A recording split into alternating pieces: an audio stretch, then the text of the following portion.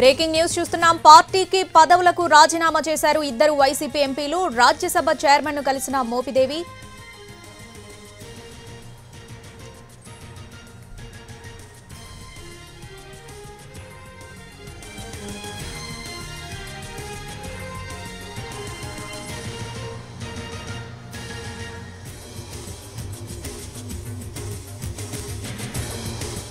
పార్టీకి పదవులకు రాజీనామా చేశారు ఇద్దరు వైసీపీ ఎంపీలు. రాజ్యసభ చైర్మన్ ను కలిసిన మోపిదేవి బీద మస్తాన్రావు రాజీనామా లేఖలిచ్చారు. దానికి సంబంధించిన బ్రేకింగ్ న్యూస్ చూస్తున్నాం. టీడీపీలో చేరాలని నిర్ణయించుకున్నామని తెలిపారు మోపిదేవి వెంకటరమణ, బీద మస్తాన్రావు. భవిష్యత్ కార్యాచరణ త్వరలో ప్రకటిస్తామని తెలిపారు. ఏకకాలంలో పార్టీకి పదవులకు రాజీనామా చేశారు మోపిదేవి వెంకటరమణ, బీద మస్తాన్రావు.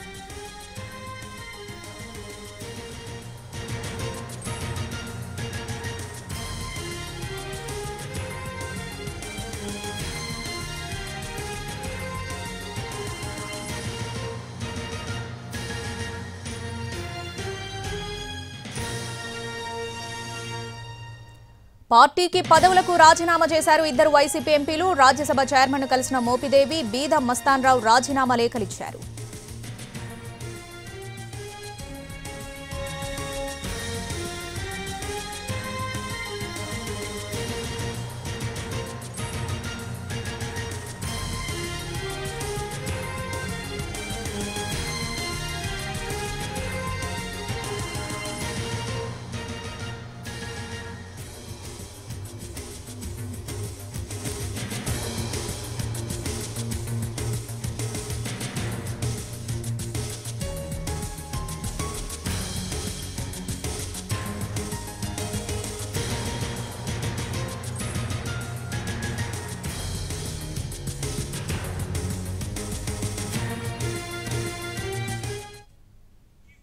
పార్టీకి పదవులకు రాజీనామా చేశారు ఇద్దరు వైసీపీ ఎంపీలు. ఇక పూర్తి అప్డేట్స్ మా ప్రతినిధి రాజు ఢిల్లీ నుంచి లైవ్ లో అందిస్తారు. రాజు,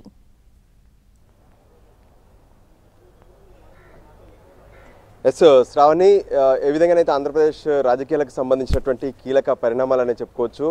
ఇద్దరు వైసీపీ రాజ్యసభ సభ్యులు తమ రాజ్యసభ సభ్యత్వానికి రాజీనామా చేస్తూ రాజ్యసభ చైర్మన్ ఉపరాష్ట్రపతిగా ఉన్నటువంటి జగదీప్ ధన్కర్ కు లేఖను అందించారు. ఈ లేఖలో కూడా ఎక్కడ ఎటువంటి ఇబ్బందులు తలెత్తకుండా స్పీకర్ ఫార్మేట్ లోనే, అంటే I hereby tender my resignation as member of the house with immediate effect, ఈ లైన్ మాత్రమే రాశారు. అంటే ఎటువంటి కారణాలు కానీ ఇతర ఏ అంశాలను కూడా పేర్కోలేదు. సో అటువంటి కారణాలు పెడితే ఖచ్చితంగా రాజీనామా అనేది కొంత ఆగిపోతున్నటువంటి పరిస్థితి ఉంటుంది. సో అటువంటిది ఏమీ లేకుండా మేము వెంటనే ఈ పదవికి రాజీనామా చేయాలనుకుంటున్నామని చెప్పి కొద్దిసేపటి క్రితమే ఎన్టీవీకి ఇచ్చినటువంటి ప్రత్యేక ఇంటర్వ్యూల్లో సైతం మోపిదేవి కావచ్చు, మరోవైపు బీద మస్తాన్రావు వీళ్ళిద్దరూ కూడా పేర్కొన్నారు. ముఖ్యంగా చూస్తే ప్రస్తుతం అంటే రాజ్యసభలో వైసీపీకి 11 మంది రాజ్యసభ సభ్యులు ఉన్నారు. సో ఇప్పుడు వీళ్ళిద్దరూ రాజీనామా చేయడం, ముందుగా వాళ్ళు చెప్పినటువంటి అంశం అంటే రాజ్యసభకు ఎందుకు రాజీనామా చేయాల్సి వస్తుందనే విషయం ముందు మేము వైసీపీకి రాజీనామా చేయాలనుకుంటున్నాము. సో వైసీపీ ద్వారా వచ్చినటువంటి రాజ్యసభ సభ్యత్వాన్ని కూడా వదులుకునేందుకు సిద్ధపడ్డాము. అందుకోసమే ముందుగా రాజ్యసభ సభ్యత్వానికి రాజీనామా చేస్తున్నాం, ఆ తర్వాత వైసీపీ పార్టీకి కూడా రాజీనామా చేస్తాం. సో ఏ విధంగానైతే ఇప్పటి వరకు తమ కార్యకర్తలతో కావచ్చు, తమ ఏదైతే ఇతర పార్టీలోకి చేరేందుకు సిద్ధమైనటువంటి, అంటే ఇద్దరు కూడా వాళ్ళ ఆలోచనలు కానీ వాళ్ళ ఇప్పటికే వాళ్ళు జరుపుతున్నటువంటి చర్చలు చూస్తే టీడీపీలో చేరేందుకు వాళ్ళు సిద్ధమైనట్టుగా తెలుస్తుంది. సో దానికి అనుగుణంగానే ఇక రాజీనామా చేసిన తర్వాత అటు ఏదైతే వాళ్ళ సొంత నియోజకవర్గాలకు వెళ్తారు, ఆ తర్వాత అధికారికంగా టీడీపీలో చేరేందుకు కూడా వాళ్ళు సిద్ధమవుతున్నటువంటి పరిస్థితి ఉంది. ఇక ప్రత్యేకంగా మోపిదేవి వెంకటరమణ విషయానికి వస్తే దాదాపు 40 ఏళ్లుగా మోపిదేవి వెంకటరమణ రాజకీయాల్లో ఉన్నారు. సో ఆ తర్వాత తను ఏ విధంగానైతే రాష్ట్రంలో ఉమ్మడి రాష్ట్రంలో మంత్రిగా పనిచేశారు. ఆ తర్వాత జగన్కు సంబంధించినటువంటి వ్యవహారాల్లో కొంత జైలు కూడా వెళ్లాల్సి వచ్చింది. అయితే మోపిదేవి ఖచ్చితంగా పార్టీతోనే ఉంటారని చెప్పి భావించారు. కానీ ఎప్పుడైతే గత అసెంబ్లీ ఎన్నికల సందర్భంలో అక్కడ స్థానికంగా రేపల్లెలో తనకు టికెట్ ఇవ్వమని మోపిదేవి ఏదైతే పార్టీ అధిష్టానానికి విజ్ఞప్తి చేసినప్పటికీ కూడా అక్కడ సరైనటువంటి గ్రాఫ్ లేదు, మీరు తప్పుకోవాలంటూ మోపిదేవిని పక్కన పెట్టారు.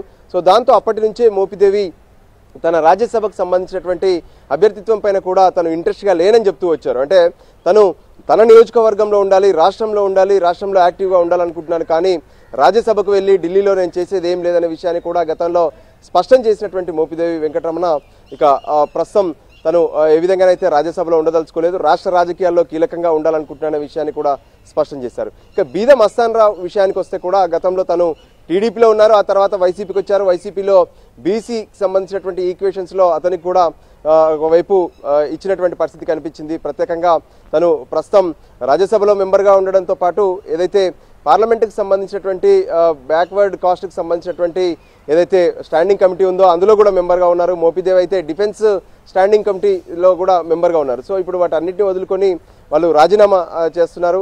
సో ఆ రాజీనామా పత్రాన్ని పరిశీలించిన తర్వాత రాజ్యసభ చైర్మన్ దీనిపైన నిర్ణయం తీసుకుంటారు. ఆ తర్వాత ఈ 2 స్థానాలకు కూడా ఖాళీలుగా ఉన్నాయంటూ కూడా వాళ్ళ రాజ్యసభ రాజీనామాలను యాక్సెప్ట్ చేస్తూ వాటిని అనౌన్స్ కూడా చేసే అవకాశం కనిపిస్తుంది. సో దానికి కొంత సమయం కూడా పడుతుంది. సో ఓవరాల్గా చూస్తే వీళ్ళిద్దరే కాదు, మరికొంతమంది రాజ్యసభ సభ్యులు కూడా అటు టీడీపీలో చేరుతారనే దాని మీద ప్రత్యేకంగా చర్చ జరుగుతుంది. ప్రత్యేకంగా టీడీపీ, మరోవైపు బీజేపీ, ఈ 2 పార్టీలు కూడా ఇప్పుడు వైసీపీ నుంచి చేరేటటువంటి వాళ్లకు ఉన్న అవకాశం ఉన్నటువంటి పరిస్థితి కనిపిస్తుంది. అందులో కొంతమంది టీడీపీ వైపు వెళ్తే మరికొంతమంది అయితే అటు బీజేపీ వైపు కూడా ఆలోచిస్తున్నట్టుగా స్పష్టంగా అర్థమవుతుంది.